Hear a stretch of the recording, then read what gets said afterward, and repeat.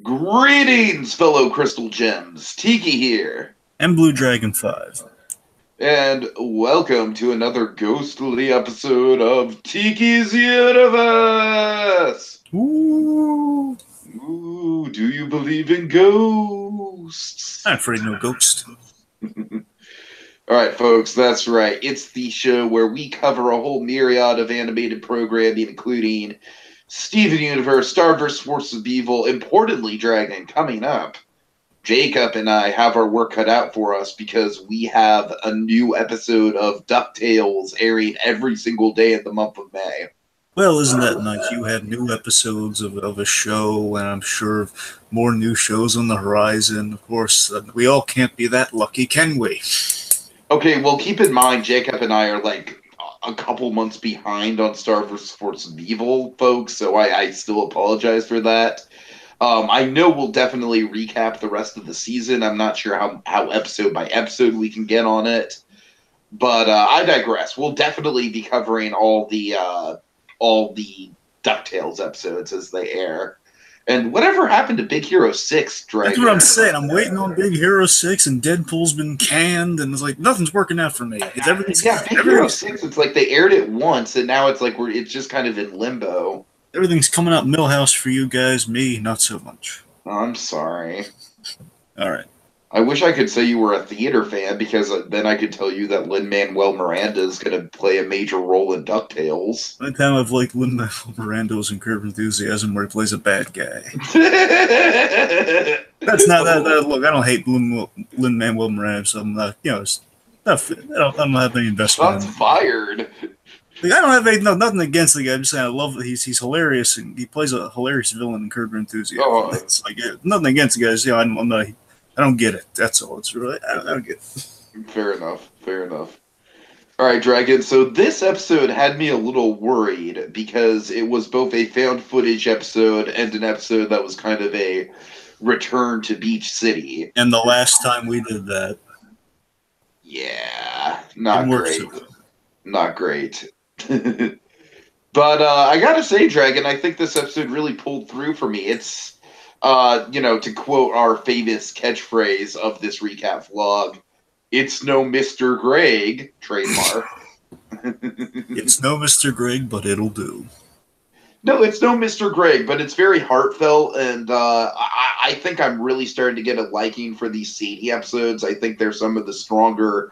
I would actually wager to say the Sadie episodes are the strongest Beach City Citizen episodes of the show. Yeah. Currently. All right, so Dragon, before we dive into it, we have some singing to do. Yes. All right, we are the crystal gems. We always save the day. And if you think we can't, we'll always find a way. That's why the people of this world believe in garnet, amethyst, and pearl, and Steven. All right, kind of switching it up a little bit. Yeah. Okay, so Dragon, obviously this isn't the most plot-heavy episode of Steven Universe, but this is a very character-focused episode. It's a very Razor-focused episode, zeroing in on one character in particular, and I gotta say the episode really got me in a lot of respects. I really like a lot of things about this. Me too. I really, this one caught me by surprise how I initially was kind of not for the found footage thing of it all. It was just fine. Like, okay, we're doing like kind of a not filler either, but we're doing kind of like a stalling episode. We're like, okay, we're just kind of killing some time until all the big stuff happens again. And I don't know, the big shows. I don't know what it was. Just that title did not fill me with confidence. And seeing that, okay, we're doing kind of a thing off the side while we have other plot points kind of going forward, bars in space and such. Initially, I was a little worried about the episode, but as it went through, I mean, one, we start off, and it should have dawned on me in the instant, like, yeah, the way we started this episode with, with Sadie's band, for Sadie, Sadie Killer and the Suspects, which, by the way, I love now it's a group, and now, like, she has, like, the Suspects. I love that. Just, these guys are, like, really good at branding. They are like here's the thing that should have dawned on me. Like we had the popular kids in this one. The popular kids are always good in the show. They're the Fonzies of the popular kids. You know, they're all ones that you make a false presumption. Oh, it's gonna be like a jock or a bully or like just like really snotty popular kids. But no, they're like Fonzie. They're all cool. Right, They're right. all nice. They're all like they're all befriending the Richie Oh, Cunningham that Buck is Dewey Steve. in particular has some gold moments this episode, Dragon. Yeah, so again, the band consists of Sadie, sour cream, Jenny Pizza, and Buck Dewey. And of course, Steven documenting the whole affair. And I love, I love that in Steven Universe we've established a precedent that, again, with that one exception from that one episode that didn't do so well with it traditionally, the camcorder VHS setup. That's always like a signature of personal stories in Steven Universe. You know, very famously, the first time we ever saw Rose. Mm-hmm. You know, camcorder recording, most likely using the very same camcorder Steven's using. Yeah, and I really like that Steven's got the idea that this is kind of like the old footage that they're going to be looking back on, so it has to look old and grainy. Yeah, that's cool. That's really good kid logic. Mm-hmm. So let's see. So again, we have these nice, humble, lovable teens forming a band and getting a gig. It's very simple. Again, very Happy Days-esque plot. I mean, there was a lot of Fonzie comparisons here, but seriously, it's very much almost like a Archie and the Gang, like a Josie and the Pussycats. Like, hey, let's form a band. Let's put on a show. Dude, this is totally an episode of Josie and the Pussycats. By the way, for anyone watching Riverdale, yes, Josie and the Pussycats are in that show. But are they really, Dragon? Yeah, they are. They're a part of it. Yeah. I mean, they're not just neglected to background cameo characters. No, I mean they are. They I'm saying they make a fuss out of it, and they really celebrate. Oh yeah, we have Josie and the Pussycats here, man. They really take themselves ridiculously seriously. Got it. You see, I'm a little behind on Riverdale. It's like I watched the first 6 episodes of Riverdale, and I really liked what I saw, but for some reason, my personal schedule at the time just got really overwhelming, and I never got back to it. Yeah. It's kind of funny. I think Tiki in part kind of sold me more on Riverdale, and then I just kind of got. I sold you on Riverdale, and then I grew out of it, and then now you're hooked on it. Yeah, season 2, I love Veronica's father in season 2. Veronica's father is awesome. Anyway, yes. Sorry, back on point. Yeah. I love Greg as the manager. I think it makes all the sense in the world. Oh, that was such a great, and of course we still are playing with his Mr. Greg millions of dollars, that he's got lying around. So I love how financially smart he is with it, though, because again, like he's still not like funding the whole endeavor himself. Like he's not trying to be like a manager. Like he's a manager, but he's still trying to do what managers do: actually book them gigs and try to get them successful in the business, not just buying their way to success. Like he got them equipment that they needed, not stuff that would have been overkill. Yeah, responsible, financially responsible Greg. It's always a win right there. And just kind of speaking to the found footage of this episode and what it does, I'm a really big fan of how we capture those subtle, intimate moments between the characters. Well, I think the biggest stroke of success of this episode was with that found footage thing, because what it does is it replicates so well a behind-the-scenes band documentary. It feels like an actual documentary instead of just like, okay, we're using I love this when Sour Cream's disappointed that they're not going to go through a tragic breakup filled with emotional turmoil. Oh, Dewey. I think it was Buck Dewey who was all... Oh, yeah, I think you're right, yeah. Again, Buck has the line of the episode. Again, summarizes why I think the documentary style was so welcome and done so right, where he says that the rise to stardom, the rise to stardom, followed by fighting and creative disagreements and a beautiful explosion of emotion. Again, perfect line, and again, is Greg saying, "No, none of that's going to happen." Buck's just like, "Oh man." And again, they nailed that so right, and what they did successfully is like an actual documentary. They actually have the emotion. You can see the reactions and the behind-the-scenes stuff. It earns using the documentary style, making an actual one you can get invested in. Mm-hmm. And of course, to address the elephant in the room, the last time it wasn't found footage, but it was kind of like a mockumentary was Rising Tides, Crashing Skies, which was arguably, like, look, nothing is ever going to be as bad as Rocknaldo, all right? But that episode's in the running for being as bad as Well, Rocknaldo. still, the Onion episode, the Onion Gang. No, Rocknaldo's still worse. I don't know. Rocknaldo's still worse. I'm saying they're neck and neck, T. They're both pretty No, bad. I'm saying nothing will ever be as bad as Rocknaldo. Rocknaldo was just an abomination. I Okay, remember. I would rather watch the Uncle Grandpa episode 20 times over than watch Rocknaldo again. Oh God, that's saying something. Wow, that's. Don't worry, kid. None of this is canon. Uh, the only I as much as I hate to say it, it's like it's like blasphemy. But if I were to, I'd probably have to agree with you over that because you still get a couple pearl gags in that episode. Yeah, exactly. You get that the whole you get Pearl's thing with pizza. I can't believe I have to say this. Pizza. I know it sounds funny, folks, because like again, Kiki Pizza and Jenny Pizza. You can say that with pizza at the end of it, but when you reverse it, neither of us have ever watched an episode of Uncle Grandpa in our lives. I mean, I may have just by accident been through 11 minutes. If it's 11 minutes, then I may have. I think I watched one for a stream I was doing on another person's YouTube channel once, where we were watching random cartoons. Yeah, just good. Anyway, but yeah, the whole Pearl saying "You're not my baby." God.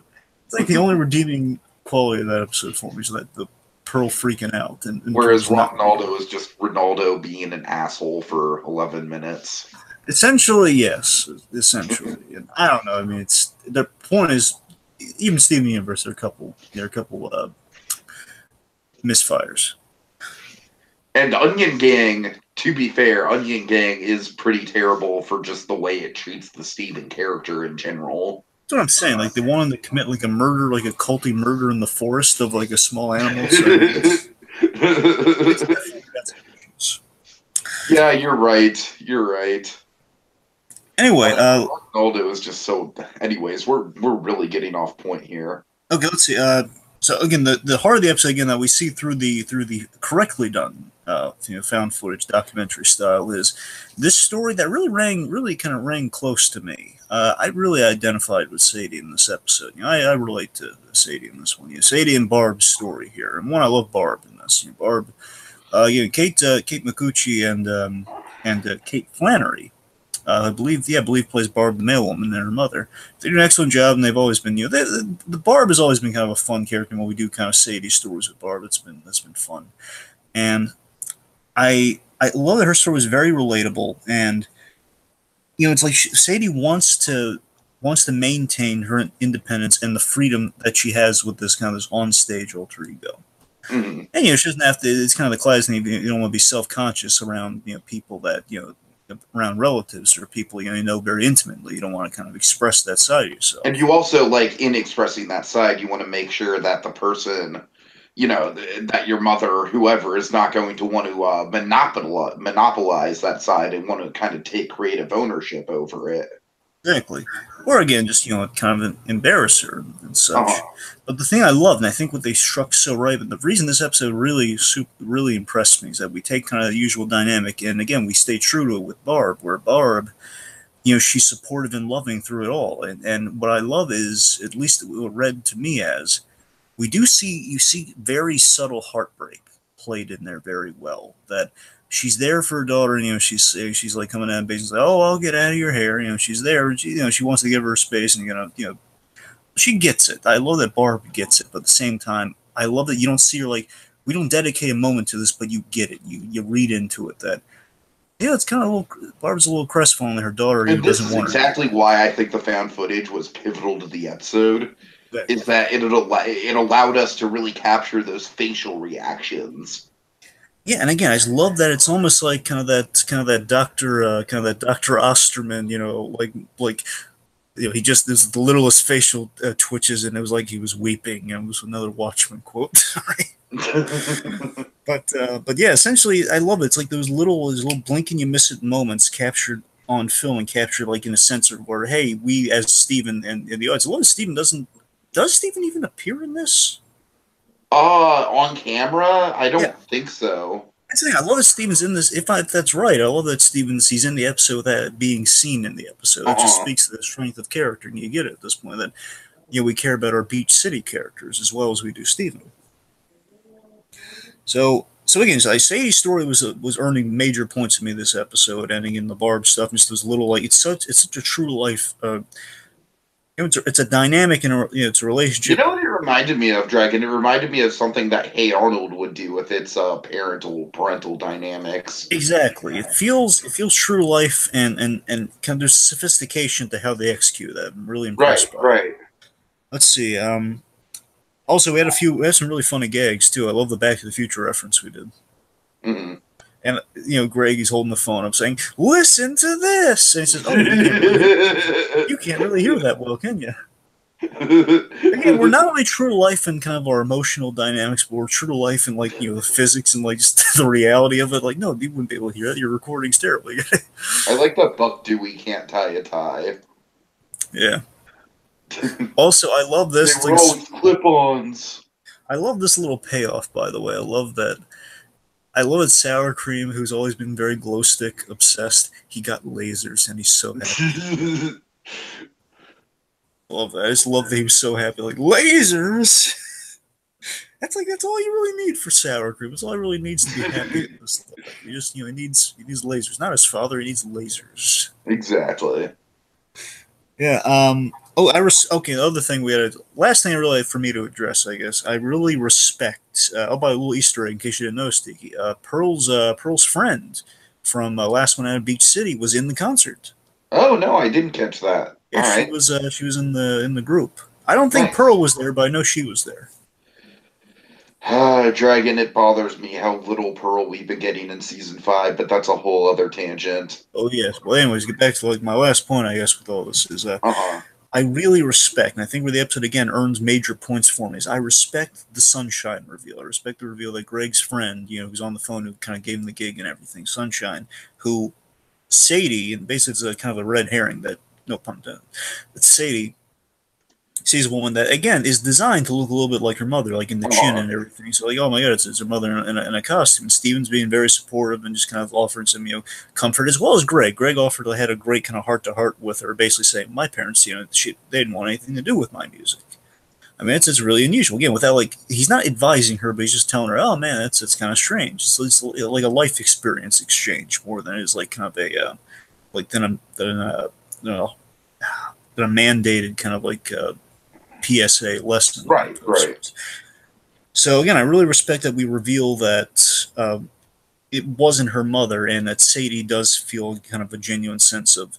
She takes away the lesson, so it's not like we don't just undo everything, make we don't tie a perfect bow on everything. Hey, it was Sadie's mom, and she came there in disguise. No, she logically respected her wishes, didn't come, and Sadie she kind of has to suffer the consequences for that. But there's a light at the end. There's a rainbow at the end of the rainstorm here. We're like, hey, maybe we can have another concert in Beach City, and I can invite her there to make amends for it going forward. I can improve myself as a character going forward while still suffering the consequences that got me to this revelation. And then perfect cap off with Greg at the end. He's like, I'll make it happen. Yeah. Yeah, Dragon, I agree. It's just a really, really good ending to the episode. It ends on such an emotional high point. Obviously the episode itself isn't as perfectly structured as Mr. Greg, but I will say the end of the episode really does kind of put a nice bow on top of everything. I mean, look, comparing anything to Mr. Greg, at the end of Mr. the day, Greg was it was the blue meth of the show. It was the mask of the Phantasm of Steven Universe. exactly. Especially if you're a Pearl fan, absolutely, it's Mask of the Phantasm. And Oh again, at the end God, of the, Greg, and I still remember the high we were on about watching that live. That was back when we were still doing the live reactions and everything. yeah. I mean, at the end of the day, folks, it boils down to whatever episode, even if Steven Universe, they do an amazing episode, it's going to boil down to, does it have Pearl and Top Hat and Tails? Then it means nothing. Is Pearl and Top Hat and Tails singing an emotional, catchy song? Okay, look, I love Pearl in a top hat, all right? I love Pearl in a top hat. But what really makes me love Mr. Greg as an episode is the fact that it's essentially the Steven Universe rock opera. Yeah. At the end of the day, again, is it a rock opera or Pearl and Top Hat and Tails? That's the real question. That's the one that matters. Speaking of rock opera, Dragon, just really quick, I am falling in love with the Sadie and the Sadie Killer and the I'm sorry, what's the name of the band? Sadie Killer and the Suspects. And the Suspects, right, right. I especially love the bit right at the end where she kind of collapses onto the stage, drops her microphone kind of rolls out of her hand, and then she gets levitated and through, or she gets levitated, with the rope, and then through Sour Cream's DJ equipment, she's like, "I am speaking to you from beyond."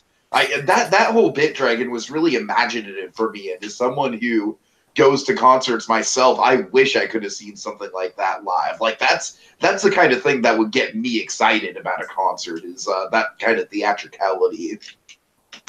Well, speaking of theatricality, we should say that I love that we get to see the evolution. Again, thanks to the behind the scenes look from Steve, we get to see the evolution of the act, where they were doing it very low tech in the beginning, and now we get to see all the bells and whistles. And again, I love that even with the bells and whistles, we get to see the behind the scenes and kind of the strings being pulled and such, and adds like an honesty there and a kind of an authenticity. And again, like the smoke, you see the fog machine, the lights, like the bioluminescent kind of glow on the little kind of ghost number she's wearing. And again, as you said, Tiki, that the reverberating, echoey, ghostly pre-recorded voice that's playing on stage, which adds dimension. I think it's worth noting that, if I'm remembering it correctly, that performance is the only non-recorded thing we see in the episode. Yeah, I think so. So it's very impressive. And again, the songs have been, honestly, all the songs of the Sadie singing, particularly the whole Sadie. Dragon, I really want this show to come out with the Sadie Killers album. Yeah, again, give it. Depends if we get another Sadie Killer episode. We might have like a montage with songs, and if they're smart, they'll like have like the full songs available if they're smart. So you never know. That'd be great. That'd be great. So the whole Sadie Killers plot, and it could have been really cheesy. It could have been just kind of like what back in the day it was like. Oh yeah, hey, we're taking our classic heroes like our Archies and our Josies and our Gems, and you know what? In a way, with the cool kids, it is kind of like that. Yeah, it is like that, but again, it's like actually it was actually entertaining, and man, it's not like a gimmick of like, hey, what if the Happy Days, or with the Brady Bunch of the Happy Days gang, what if they played instruments and we took it on the road? It feels like what a concept. It feels more like kind of the Archie and Josie of the Pussycats were like, hey, okay, they actually have talent, they can actually do something with this. So, yeah. All right, yeah, final thoughts on my end. I really was not looking forward to this episode or anticipating it, after Your Mother or Mine, which was a very plot-centric episode, which had some big reveals about Rose and basically was kind of like the origin of the Crystal Gems. I was kind of worried about going back to the story. It's like the found footage episode. The last time we had one of those, it was very disappointing. And also, it's kind of a Beach City residence episode, which can be hit or miss. But Dragon, after this, like I said, I think definitively the Sadie episodes of the Beach City citizen storylines are pretty definitively my favorite. I think the Sadie episodes all the way around, I really don't think there's been a bad Sadie episode. Like, you'd have to kind of mine for a bad Sadie episode in the course of the show. And this is no exception. I think there's a lot of subtlety here. I really like all the facial animation that we get with the use of the camera. I think it's a very nice, very nuanced way to tell the story. And just at the end of the day, the show's very heartwarming and feel good. And that's what you want this show to be. That's really what this show strives to do, is make you, put you in a better emotional state. So, I'm very pleased with this episode, Dragon. I hope that we can get others kind of in the same vein as this going forward. For me, my final thoughts, it was better than I thought it was going to be out the gates. It's a nice human episode. It's smartly written and simple. It economizes, the like roughly 11 minutes, the 10 to 11 minute structure expertly well. And again, it was it's reminding me why you love the show beyond all the Crystal Gem stuff. It's reminding you again, it's Steven Universe, with in the life that he's made in Beach City, along with the characters that he's kind of reached out to, and again, we get to see those characters evolve and actually care about it. So even though the whole, all the Crystal Gem stuff's not in our face, it's still in the background, of course. But not even in this episode, it's just completely okay. We did that last episode, big revelations, big exposition last episode. Now we're just kind of like, hey guys, remember what the show is also about? And then we'll get back to the the rest of kind of our story down the line. Sure, definitely by the end of the season. So it was a great, let's say it's a fantastic breather. And it was a solid episode, fantastic kind of breather from everything. And hopefully, again, if we can take another break like this between episodes, another between like big revelations or big kind of like attention grabby episodes, we'll get episodes like this. And I think it's hopefully won't have like a big drag like that one Stephen bomb where it was just like story, and then just like, okay, we're just dragging it out. Just then we're working out. Arms are getting tired. We're starting to lower it. Just still holding on. Anyway, overall, again, fine episodes, very solid. Yay, Sadie. All right. And so in the meantime, folks, we are the Crystal Gems. We'll always save the day. And if you think we can't, we'll always find the way. That's why the people of this realm believe in Tiki. Dragon. And Steven. And don't forget about Bub Dewey. I'm in the band too. I'm cool.